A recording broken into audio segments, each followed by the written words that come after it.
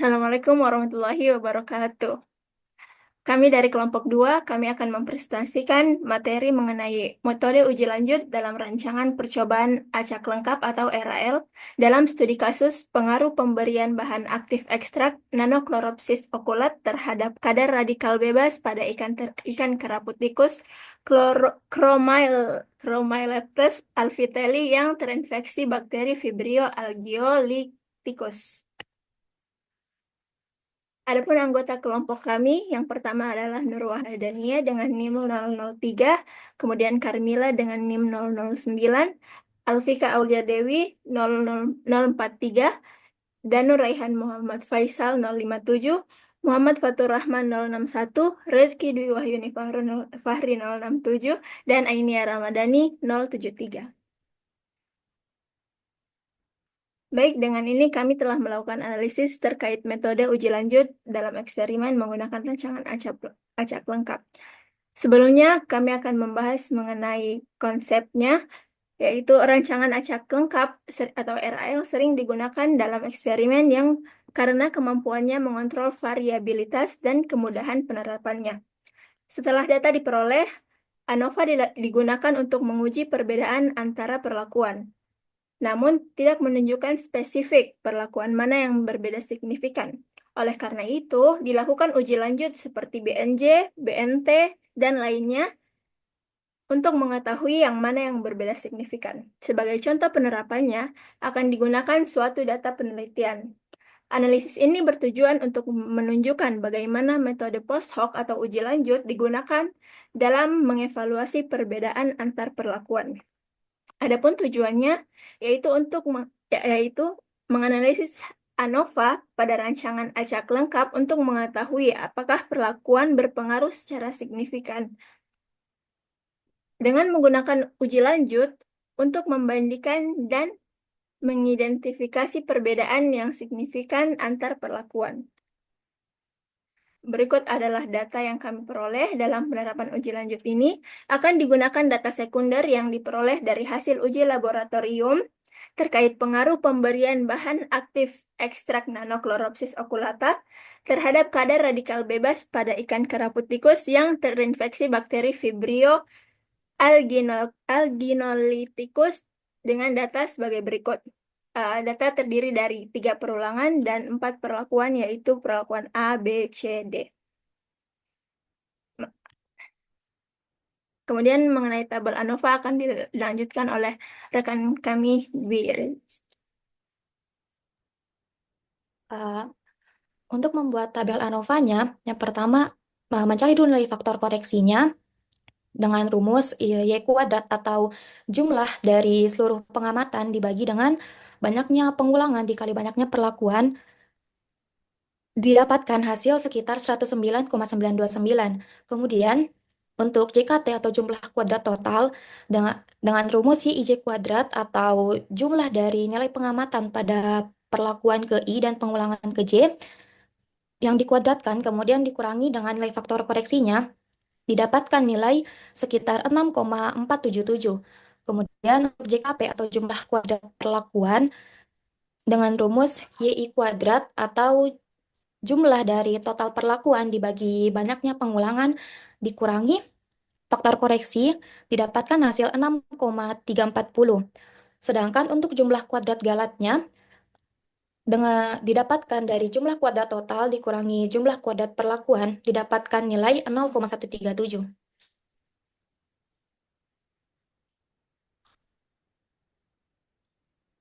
Next.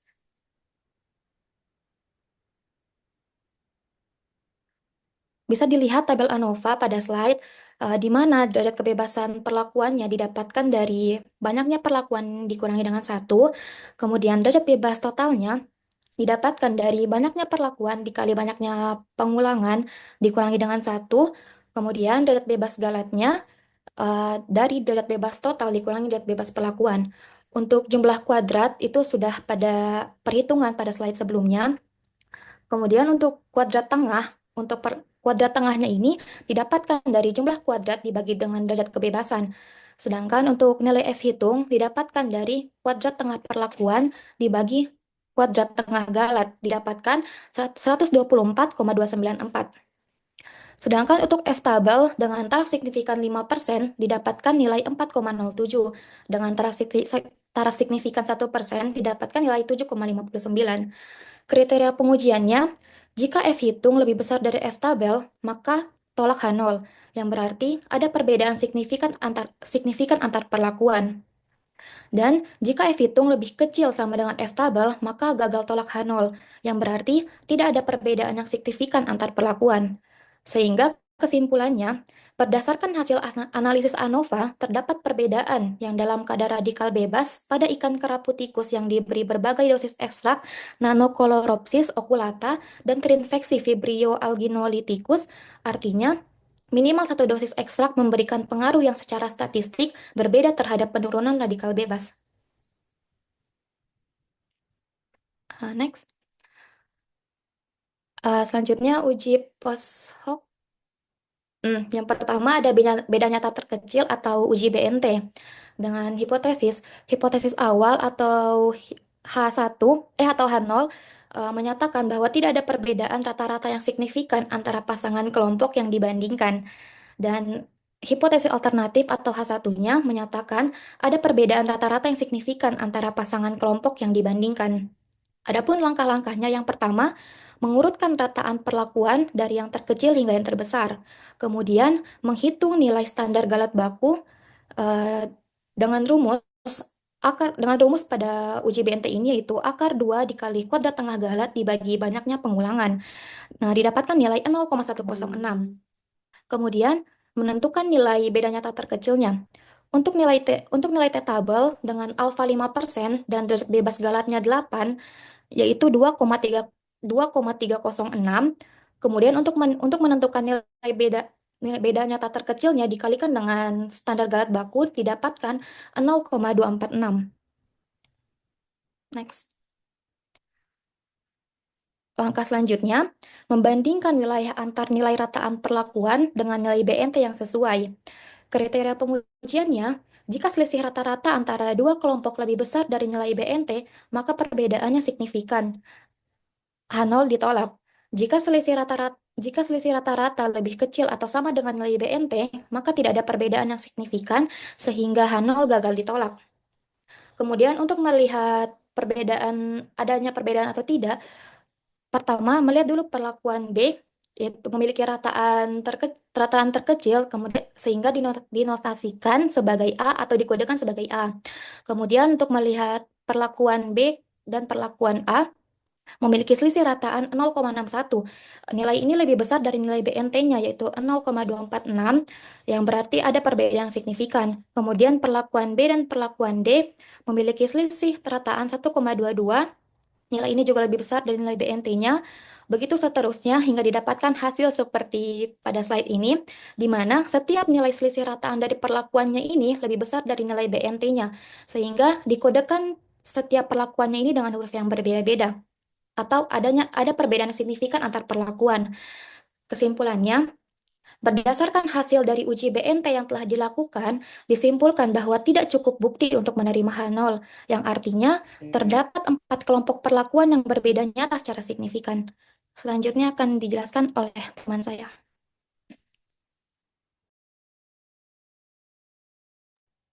Baik, selanjutnya saya Aini Ramadhani dengan NIM 073 akan menjelaskan mengenai beda nyata jujur atau disingkat dengan BNJ. Beda nyata jujur ini memiliki hipotesis yang pertama H0, yaitu tidak ada perbedaan rata-rata yang signifikan antara pasangan kelompok yang dibandingkan, dan H1, yaitu ada perbedaan rata-rata yang signifikan antara pasangan kelompok yang dibandingkan. Kemudian langsung saya masuk ke langkah-langkahnya. Yang pertama adalah urutkan rataan perlakuan dari yang terkecil sampai yang terbesar. Sehingga di sini diketahui B yang terkecil yaitu 2,08 sampai C yaitu 4,04. Kemudian masuk ke langkah kedua, yaitu hitung standar galat baku dengan rumus akar KTG per R sehingga didapatkan standar galat bakunya adalah 0,075. Kemudian masuk ke langkah ketiga, yaitu menentukan nilai bedanya terjujur. menentukan nilai benda nyata jujur yaitu dengan Q distribution dengan alfa perlakuan dan derajat bebas galat dikali dengan standar galat baku tadi. Dengan alfa 5%, kemudian derajat bebas galatnya itu 8 dan perlakuannya 4, dari tabel diperoleh nilai BNJ sebagai berikut. 0,245, 0,303, dan 0,340. Kemudian masuk ke langkah 4, bandingkan wilayah antar nilai rataan perlakuan dengan nilai BNJ yang sesuai. Dengan kriteria pengujian, jika selisih rata-rata antara dua kelompok lebih besar dari nilai BNJ, maka perbedaannya signifikan, yaitu H0 ditolak. Dan jika selisih rata-rata lebih kecil atau sama dengan nilai BNJ, maka tidak ada perbedaan yang signifikan sehingga H0 gagal ditolak. Berikut adalah tabelnya yang ini adalah kolom perlakuan yang telah diurutkan dari yang terkecil ke yang terbesar, kemudian ada kolom rataan dan selisih antar perlakuan. Kemudian, selisih antar perlakuan ini dibandingkan dengan nilai BNJ tadi. Apabila nilai selisihnya akan nilai selisihnya lebih kecil dari nilai BNJ-nya akan ditarik garis. Karena di perlakuan ini hanya sampai sini, dia lebih kecil dari BNJ, maka ditarik garis sampai sini, kemudian diberi notasi A. Begitupun selanjutnya sehingga didapatkan notasi di sini berbeda setiap perlakuannya A, B, C, D.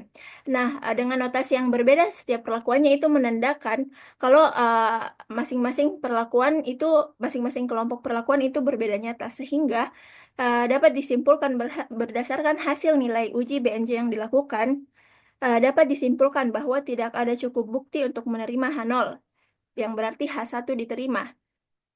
Artinya, terdapat empat kelompok perlakuan yang berbeda nyata.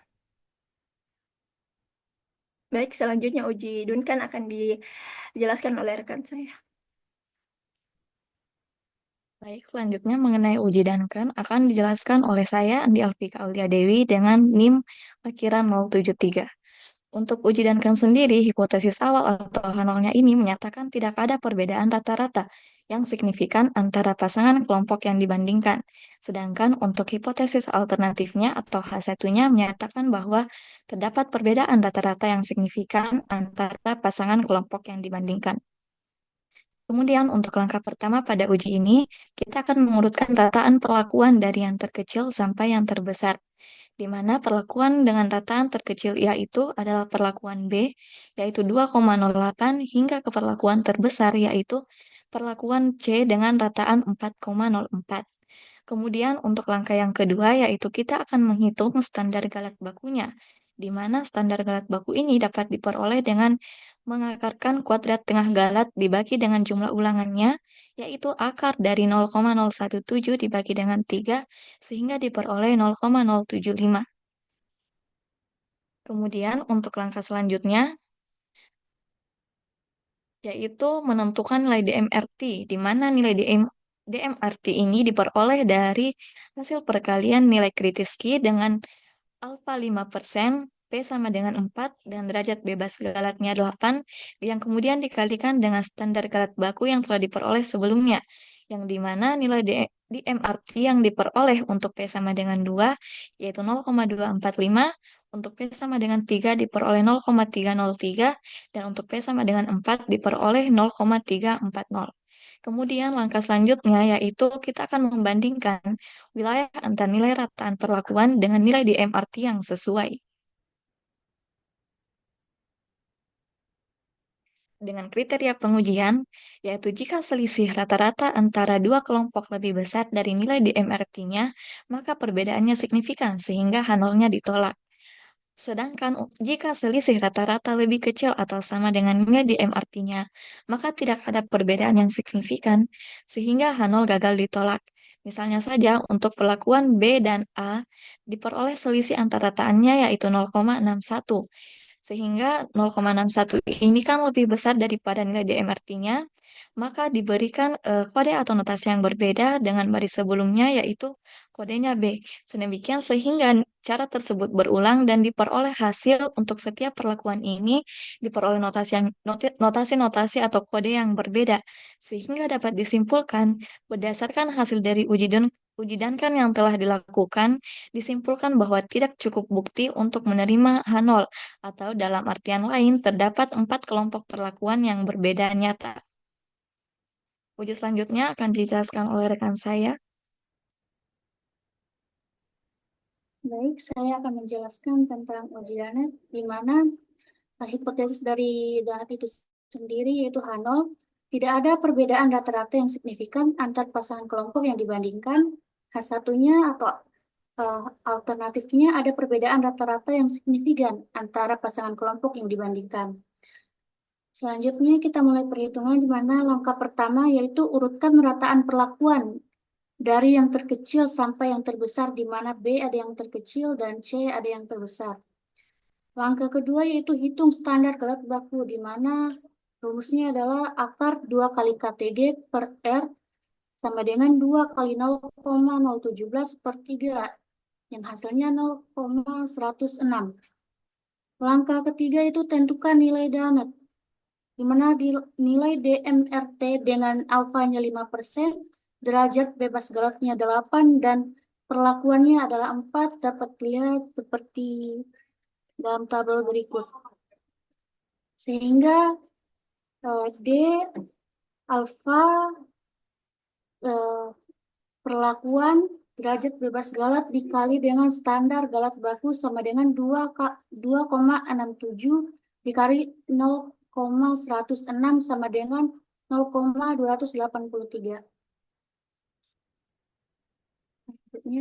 Baik, langkah selanjutnya itu bandingkan wilayah antar nilai rataan perlakuan dengan nilai donat yang sesuai. Di mana kriteria pengujiannya itu jika selisih rata-rata antara dua kelompok lebih besar dari nilai donat, maka perbedaannya signifikan, H0 ditolak. Jika selisih rataan lebih kecil atau sama dengan nilai donat, maka tidak ada perbedaan yang signifikan, sehingga H0 gagal ditolak. Berikut akan dipilih perlakuan A sebagai variabel kontrol, sehingga dapat diperoleh tabel sebagai berikut. Terlihat juga di tabel bahwa selisih rataan lebih besar nilainya daripada nilai D. Sehingga dapat disimpulkan bahwa berdasarkan hasil uji Danet, dapat disimpulkan bahwa tidak cukup bukti untuk menerima H0. Dengan demikian terdapat 4 kelompok perlakuan yang berbeda nyata. Selanjutnya akan diceritakan. Oke, selanjutnya saya akan menjelaskan untuk uji Student Newman-Kiols atau SNK. Perkenalkan, nama saya Muhammad Fatur Rahman dengan NIM akhir 061. Jadi untuk uji SNK ini tentunya kita mempunyai hipotesis yaitu H0, yaitu mu I sama dengan mu I bintang, yang dimana berarti tidak ada perbedaan rata-rata yang signifikan antara pasangan kelompok yang dibandingkan. Terus adapun hipotesis alternatifnya itu H1, mu I tidak sama dengan mu I bintang, yang bisa diartikan yaitu ada perbedaan rata-rata yang signifikan antara pasangan kelompok yang dibandingkan. Nah, selanjutnya itu kita akan maju ke langkah pertama, yaitu kita akan mengurutkan rataan perlakuan dari yang terkecil sampai yang terbesar. Yang dimana di sini kita dapat lihat untuk perlakuan dengan rataan terkecil yaitu B dengan 0,08 dan yang terbesar yaitu C 4,04. Langkah kedua yaitu kita akan menghitung standar galat bakunya, yaitu standar galat bakunya SY bar sama dengan akar dari KTG per R, yang dimana akar dari 0,017 yang diperoleh dari tabel ANOVA sebelumnya dibagi dengan R yaitu perulangannya yaitu 3, sehingga diperoleh 0,075. Next, langkah ketiga kita akan menentukan nilai wilayah nyata terpendeknya, yang dimana rumusnya itu W besar P, yaitu wilayah nyata terpendek sama dengan wilayah nyata student, yaitu WP dikali standar galat bakunya, yaitu SY bar. Nah, untuk nilai wilayah nyata terpendek ini, kita akan mengambil signifikansi 5% dengan dengan derajat bebas Galat 8 dan P-nya perlakuannya sebanyak 4. Sehingga kita dapat kita lihat di tabel berikut. Nah, di sini ada P 2, 3, dan 4 diperoleh dari wilayah nyata studinya, yaitu 3,26, 4,04, dan 4,53, yang dimana dari nilai tersebut akan dikali dengan SY bar-nya, yaitu standar galat baku, sehingga diperoleh wilayah nyata terpendek atau W besar P untuk 2 sama dengan 0,245, untuk 3 0,303, dan untuk 4 itu 0,340. Nah, langkah empatnya ini kita akan membandingkan wilayah antar nilai rataan perlakuan dengan nilai wilayah nyata terpendek yang sesuai yang sebelumnya telah kita uh, dapatkan sebelumnya. Adapun kriteria pengujiannya itu yang pertama, jika selisih rata-rata rata-rata antara dua kelompok lebih besar dari nilai R kritis, yang dimana nilai R kritis di sini yaitu wilayah nyata terpendek yang diperoleh sebelumnya, maka perbedaannya itu signifikan, sehingga H0 ditolak. Yang kedua itu jika selisih rata-rata lebih kecil atau sama dengan nilai R kritisnya, maka tidak ada perbedaan yang signifikan sehingga H0 gagal ditolak. Oke, selanjutnya. Nah, di sini kita telah kita peroleh untuk nilai wilayah nyata terpendeknya, yaitu 0,245, 0,303, 0,340.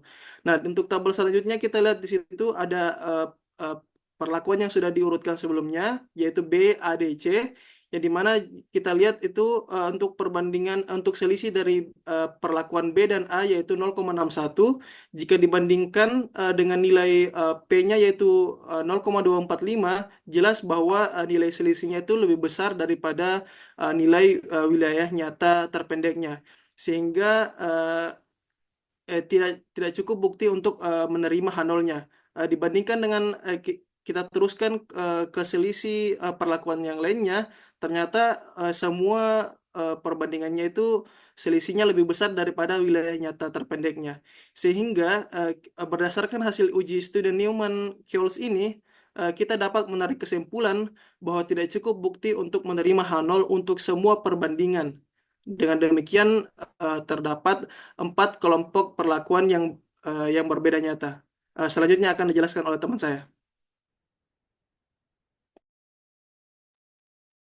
Baik, untuk selanjutnya itu uji kontras ortogonal dijelaskan oleh saya dan Nurrehan Muhammad Faisal dengan akhiran NIM 057.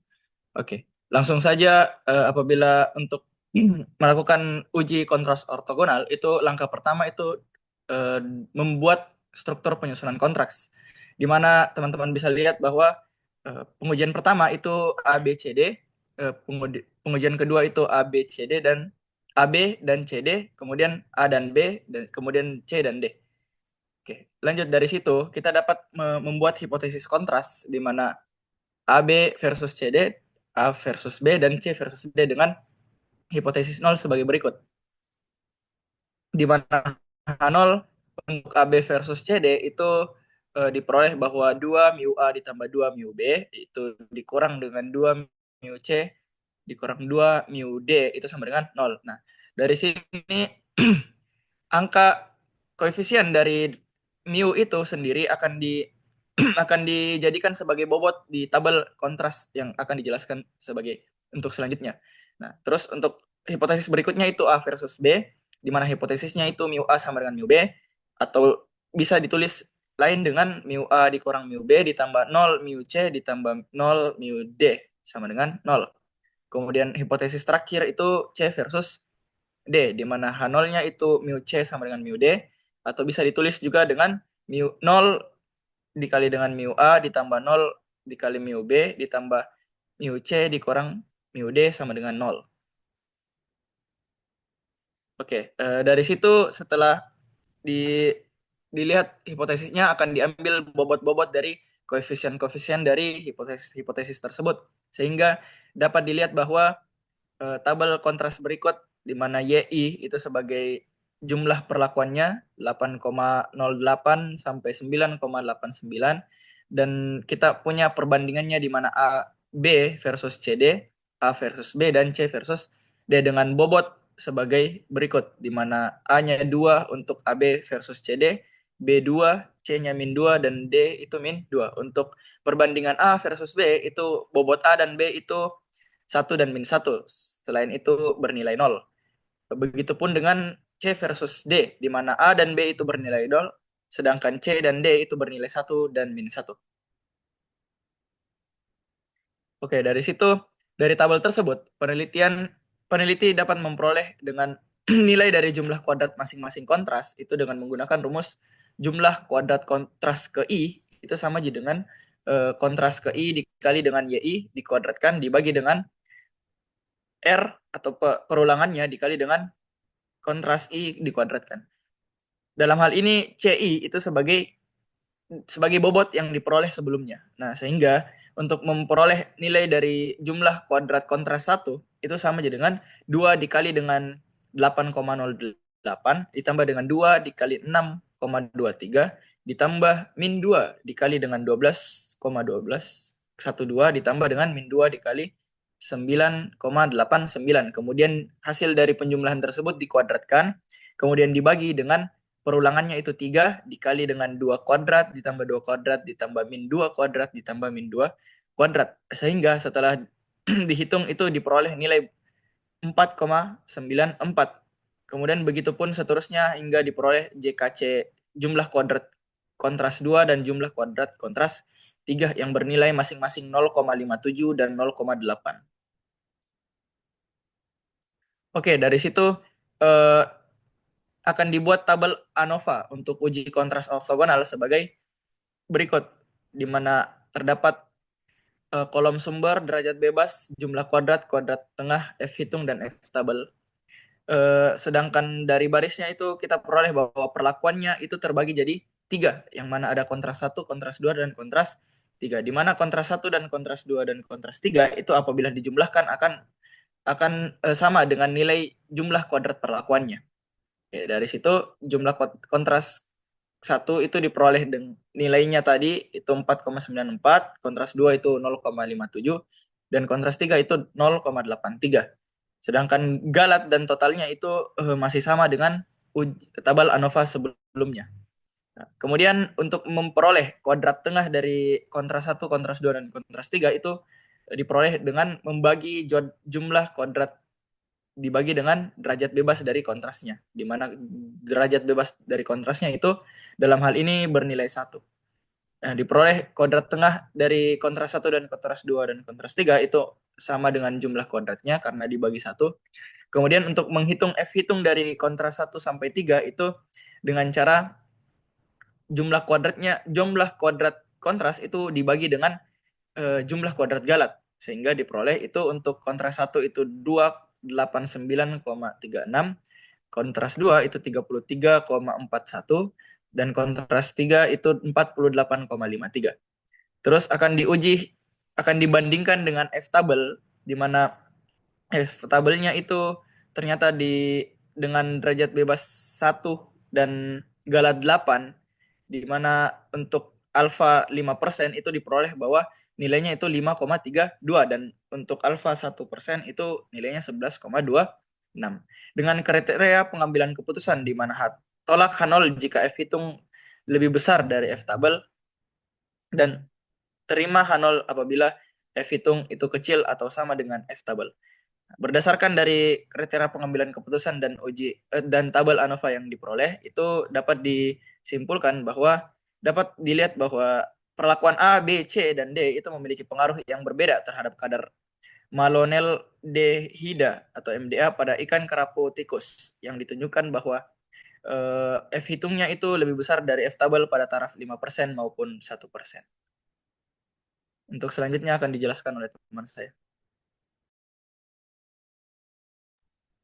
Baik, terima kasih atas kesempatannya. Selanjutnya adalah uji shift, di mana pada uji shift ini kita memiliki hipotesis H0 adalah total perlakuan A ditambah dengan B dikurang dengan total perlakuan C dikurang D sama dengan 0, atau total dari respon perlakuan A dan B itu tidak berbeda dengan total respon perlakuan C dan D.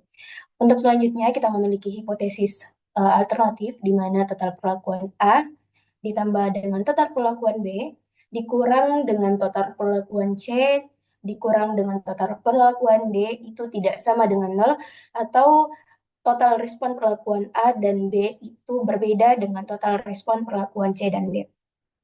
Nah, langkah pertama yang kita lakukan adalah kita mencari nilai kritis atau nilai V-nya, di mana rumus untuk mencari nilai kritis atau nilai V-nya itu adalah kita mengalihkan derajat kebebasan FT dikalikan dengan nilai kritis dari distribusi F dengan taraf signifikansi alfa berpangkat seperdua. Nah, kita bisa memasukkan di sini ada di mana derajat kebebasannya itu ada 3, kemudian kita kalikan dengan 4,07 yang kita dapat dari nilai dari distribusi F, kemudian kita pangkat seperduakan. Nah, hasilnya itu sekitar 3,4926. Nah, untuk langkah selanjutnya, kita menghitung nilai Q1, di mana Q1 ini kita peroleh dari hipotesis yang kita miliki, yang kita mau ujikan. Nah, nilai 8,08 ini kita dapat dari total perlakuan untuk perlakuan A. Nah, kita mendapatkan bahwa nilai A itu sebesar 8,08, kemudian kita jumlahkan dengan 6,23 dari perlakuan B, kemudian kita mengurangkan dengan 12,12 dari perlakuan C dan 9,89 dari perlakuan D. Nah, nanti hasil yang akan kita dapatkan adalah sebesar negatif 7,7. Namun perlu kita ketahui bahwa nilai Q1 ini adalah nilai absolut atau harus bernilai mutlak. Oke, next. Nah, selanjutnya adalah kita mencari nilai galat bakunya, di mana nilai galat baku adalah memiliki rumus SQ sama dengan akar dari kuadrat tengah galat kita kalikan dengan sigma R dikali dengan CI berpangkat 2. Nah, dari tabel ANAFA yang kita dapatkan, kita mendapat KTG itu sebesar 0,02, kemudian kita kalikan dengan total perulangan, yaitu 3, dan kita kalikan dengan CI berpangkat 1, yaitu masing-masing memiliki kontras yaitu 1. Jadi kita kalikan di sini 0,02, kemudian dikali 3, dikali 1 berpangkat 2, kemudian ditambah 1 berpangkat 2, dikurang 1 berpangkat 2. Kenapa dikurang? Karena sesuai dengan hipotesis yang kita miliki di awal tadi. Kemudian dikurang lagi dengan 1 berpangkat 2. Nah, nanti hasil yang akan kita dapatkan adalah akar dari 0,24. Nah, setelah itu kita menghitung nilai shift-nya. Untuk nilai shift-nya sendiri itu dia memiliki rumus, yaitu nilai shift sama dengan nilai kritis dikalikan dengan galat baku. Nah, karena kita tadi sudah mendapatkan nilai kritisnya sebesar 3,4926 dan nilai galat bakunya adalah akar 0,24, maka untuk nilai shift yang kita peroleh adalah 1,7106. Nah, karena kesimpulannya adalah karena berdasarkan dari uji shift yang kita lakukan ini, kita itu menolak H0. Kenapa? Karena nilai absolut dari Q1 itu sebesar 7,7, dia lebih besar dari nilai shift yang kita dapatkan, yakni hanya sebesar 1,7106. Di mana hal tersebut menyatakan bahwa tidak ada perbedaan secara signifikan terhadap respon perlakuan A dan B dengan respon perlakuan C dan D. Dengan demikian, terdapat perbedaan signifikan antara kedua kelompok perlakuan tersebut. Oke, next. Baik, itulah tadi dari ada sebanyak 7 uji lanjutan yang kami lakukan. Berdasarkan hasil analisis yang telah kami lakukan, penelitian ini menekankan pentingnya uji lanjut dalam rancangan acak lengkap atau RAL. Tujuannya adalah untuk mengidentifikasi perbedaan spesifik antar perlakuan setelah analisis sidik ragam atau yang sering dikenal dengan ANOVA. Nah, uji lanjut ini kita perlukan agar analisis kita itu lebih mendalam dan menghasilkan informasi yang lebih rinci, terutama dalam penelitian eksperimental yang membandingkan berbagai atau beberapa perlakuan. Baik, itulah tadi hasil presentasi dari kelompok kami. Kami mengucapkan terima kasih atas perhatiannya. Kami mengetahui bahwa terdapat kekurangan yang mungkin kami lakukan. Mungkin itu saja dari kelompok kami. Kami ucapkan terima kasih. Wassalamualaikum warahmatullahi wabarakatuh.